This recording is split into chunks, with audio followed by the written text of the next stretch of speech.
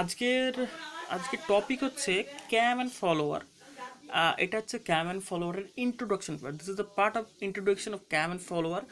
And basically first of all we are going to discuss about what is cam, what is follower. কারণ একটা জিনিসের introduction পার্টেতে যদি আমরা সেই জিনিসটার মানেই না বুঝি তাহলে সেটার কোনো ব্যাপার নেই। তো আমরা ক্যাম অ্যান্ড ফলোয়ারটাকে ডিটেল ডিসকাস করব এবং আজকে ফলোয়ারের ক্লাসিফিকেশনটা করব। তো বেসিক্যালি ক্যামটা আমরা দেখব কীরকম। তো বেসিক্যালি প্রথমেই আমরা ক্যাম কি ফলোয়ার কি সেটা দেখব। ক্যাম, a cam is a rotating machine element which gives reciprocating or oscillating motion to another element known as follower. বলছে যে ক্যাম একটা রোটারি মেশিন যেটা রেসিপ্রোকেটিং অর অসিলেটিং মোশন দেয় আনাদার এলিমেন্টকে, আরেকটা এলিমেন্টকে ও ওই রেসিপ্রোকেটিং অর অসিলেশন মোশন দেয়, প্রোভাইড করে। এটাই হচ্ছে ক্যাম। তো ক্যাম আর ফলোয়ারটা কি আমরা একটু অ্যানিমেশনে দেখে নিচ্ছি, জাস্ট ওয়েট।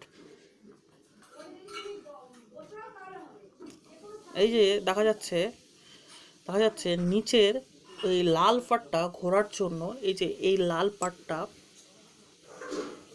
পাটটা দ্যাট ইজ ক্যাম। এইটা ঘোরার কারণে ওপরের একটা লম্বার মতো আছে, এটা কি করছে, ওঠা নামা করছে অ্যাজ পার ক্যামের ঘোরার জন্য, ক্যামের রোটারি মোশনের জন্য এটা ট্রান্সলেশন বা অসিলেশন হচ্ছে। তো এর নিচের রেড পার্টটা হচ্ছে ক্যাম আর হোয়াইট পার্টটা হচ্ছে ফলোয়ার। এবার এটা কেমনভাবে কাজ করে সেটা একটু আমরা চেক করে নেব, দেখে নেব।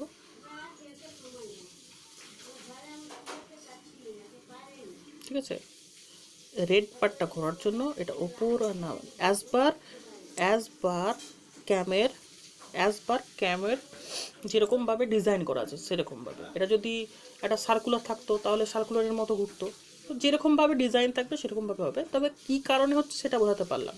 এবারে আমরা ফিরে যাব আবার ওইখানে যেখান থেকে আমরা পড়ছিলাম। তো ক্যাম অ্যান্ড ফলোয়ারটা কি আমরা বুঝলাম। তো এরপর একটু দেখে নিচ্ছি, আমরা একটু পড়ে নিচ্ছি। Cam and follower have line contact and constitute a higher pair. আমরা তো এটা দেখলামই যে ওরা একটা লাইন কন্ট্যাক্ট করে।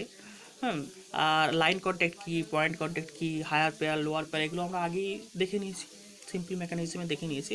তো এখানে এর অ্যাপ্লিকেশনগুলো আমরা শুধু দেখে নেবো, এবার ঠিক এত কিছু পড়ার দরকার নেই, কী জিনিসটা পেপে নিয়েছি আমরা। তো এইখানে দেখা যাচ্ছে the cam widely use for operating, এই যে এইখানটাতে operating inlet and exhaust valve, internal combustion engine, এখানে internal combustion engine, feed mechanism, এটা হচ্ছে অ্যাপ্লিকেশন। তাহলে আমরা এখানে ক্যাম অ্যান্ড ফলোয়ার কী করলাম, এখনও পর্যন্ত ডেফিনেশন করলাম, কাকে বলে অ্যানিমেশনের সাহায্যে বুঝলাম, এবং এইখানটা পুরোটাই একটা ইয়ে আছে, অ্যাপ্লিকেশন এখানে আমি দেখতে পেলাম। তো waving textile machineries, snipping and waving machineries, পেপারের মেশিনে, এইসবে অ্যাপ্লিকেশন হয়। তো এবারে আমরা দেখব ক্লাসিফিকেশন অফ ফলোয়ারের ক্লাসিফিকেশন আমরা দেখব। প্রথমেই যেটা বলছে according to the surface contact, মানে আমরা দেখলাম যে ফলোয়ারের সাথে আমাদের কি হয়, ফলোয়ারের সাথে ক্যামের একটা কন্ট্যাক্ট থাকে। হ্যাঁ, সেই কন্ট্যাক্টটা তো সবসময় যে একই রকম হবে তার তো কোনো গ্যারান্টি নেই, বিভিন্ন রকমভাবে কন্ট্যাক্ট হতে পারে। সেই কন্ট্যাক্টের ভিত্তিতে প্রথমে আগে 4 ভাগে ভাগ করা নেওয়া হচ্ছে। প্রথমে ফার্স্ট পয়েন্ট কি, knife edge follower. Knife edge কী বলছে দেখা যায়, when the contacting end of the follower has a sharp knife edge, it's call. যখন ওদের যে সারফেস কন্ট্যাক্টটা নাইফের মতো শেপ নেবে তখন সেটাকে বলছে নাইফ এজ ফলোয়ার। তো ছবিটা আমরা দেখে নেব। এই যে দেখো এখানে কিন্তু একটা এদের যে সারফেস কন্ট্যাক্টটা এইখানটাতে একটা নাইফের মতো শেপ নিয়েছে, একদম নাইফ মতো শেপ নিয়েছে এরকম। তো দ্যাট ইজ নাইফ এজ। এবার সেকেন্ডটা পড়ছি that is roller. As usual যে সারফেস কন্ট্যাক্টটা একটা রোলারের মতো শেপ নেবে। এই যে এখানে দেখতে পাচ্ছি আমরা যে সেকেন্ডটা রোলারের মতো একটা শেপ নিয়েছে রোলার। তো তো that is the roller follower. Flat face মানে আমরা বুঝতেই পারছি যে ফ্ল্যাট ফেস অর মাশরুমের মতো একটা শেপ নেবে।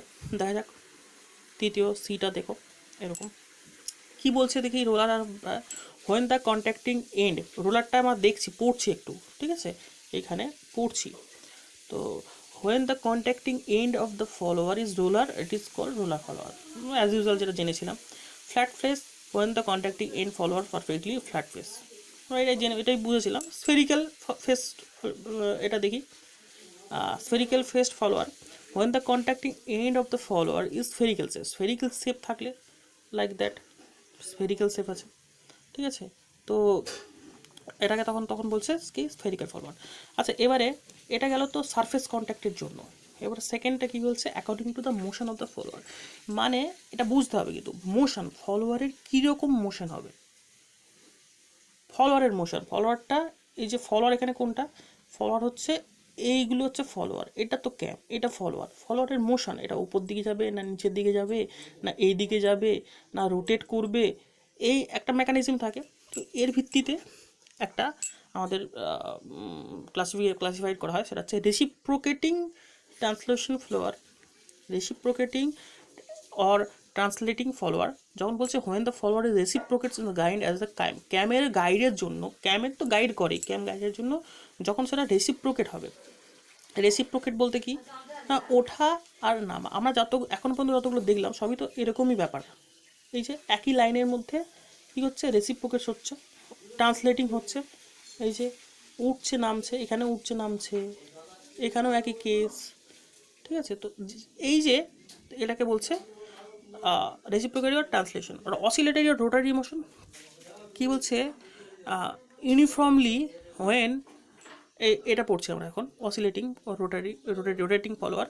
যখন কি বলছে uniform rotary motion is of the cam it converted into predetermined oscillatory motion, মানে এটা হচ্ছে একটা এটা ওই ইউনিফর্মলি যে মোশন হবে, ট্রান্সলেশন মোশন হবে না, কিন্তু না হয়ে যখন একটা অসিলেটরি মোশনের তৈরি হবে ফলোয়ারের, তখন সেটাকে বলছে যে অসিলেটিং অর রোটেটিং ফলোয়ার। যেমন দেখবো 1E, মানে আমরা এটা দেখব, এটা যখন এটা এদিকে ঘুরবে, এদিকে ঘুরে যখন আসবে তখন এটাও এদিকে উঠবে নামবে, এই পুরো পার্টটা নামবে, যে কারণে এই যে গোল দেখতে পাচ্ছি এটারও একটা পুরো রোটেটিং করবে।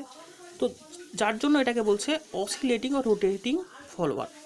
এরপর আমরা দেখছি according to the path of motion of the follower, এটা বোঝার আছে। অ্যাকর্ডিং টু দ্য পাথ মানে path of the motion of the follower, ফলোয়ারের যে মোশন করার পাথটা, ফলোয়ার যে মুভ করছে যেভাবেই হোক তার একটা পথটা, ঠিক আছে, সেই পথটা পাথ বেসিসে আমাদেরকে আরও দুই ভাগে ভাগ করা যায়। That is radical follower. Radical ফলোয়ারটা কি বলছে, when the motion of the follower is along an axis passing through the centre of the ক্যাম।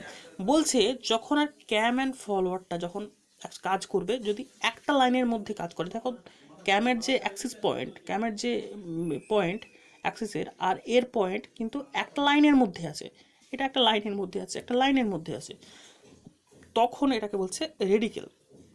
আবার যখন বলছে আরেকটা কি বলছে, offset follower, when the motion of the follower when the motion of the follower is along an axis away from axis to the center, it's call offset. মানে যখন একসাথে থাকবে না, এটা তো একই লাইনের মধ্যে, ক্যামের অ্যাক্সিস আর ফলোয়ারের অ্যাক্সিস একটা লাইনে, কিন্তু যখন ক্যামের অ্যাক্সিস আর ফলোয়ারের অ্যাক্সিস একটা জায়গাতে থাকবে না, যেমন এটা দেখো ক্যামের অ্যাক্সিস আর এটা হচ্ছে ফলোয়ারের অ্যাক্সিস, তো ফলোয়ার অ্যাক্সিস ক্যামের অ্যাক্সিস কিন্তু কোনো মিল নেই, এটা ক্যামের অ্যাক্সিস আর এটা ফলোয়ারের অ্যাক্সিস, তো এর দুটো কি মিল আছে, একে অপরের পাশাপাশি আছে। আমরা নিশ্চয়ই অফসেট মানে কি সেটা আমরা আগেই জেনেছি, অটোকার ক্লাসে আমরা তো করেছি। অফসেট মানে একটা লাইন টানলে তার পাশে যদি অফসেট ক্লিক করি আর একটা এইদিকে একটা লাইন ওঠে হয়ে যায়, বা একটা এইদিকে লাইন হয়ে যায়, তার মানে পাশাপাশি লাইন, তো অফসেট। তো এটা হচ্ছে ঠিক পাশাপাশি আমাদের লাইন আছে, তো এটাকে বলছে অফসেট। তো এরকমভাবে যদি ক্যাম অ্যান্ড ফলোয়ারের মধ্যে যে পাথটা থাকে তখন সেটাকে আমরা বলছি অফসেট ফলোয়ার। তো এতদূরই আপাতত ফলোয়ারের ক্লাসই আমি আই থিঙ্ক বোঝাতে পারলাম যে ফলোয়ারের কীভাবে ক্লাসিফাইড। হ্যাঁ, তো এরপরে আমাদের থাকবে ক্লাসিফিকেশন অফ ক্যাম, এবং আরও ডিটেলসে আরও কিছু ক্যামের যে ক্লাসিফাইড পয়েন্টগুলোর উপর কী কী বেস করছে, এবং ক্যামের ডিজাইন ফিজাইন অনেক কিছু আছে। তো এগুলো আমরা পরে নেক্সট ক্লাসে, পরবর্তী ক্লাসে আমরা ডিসক্রাইব করবো। ওকে, থ্যাংক ইউ।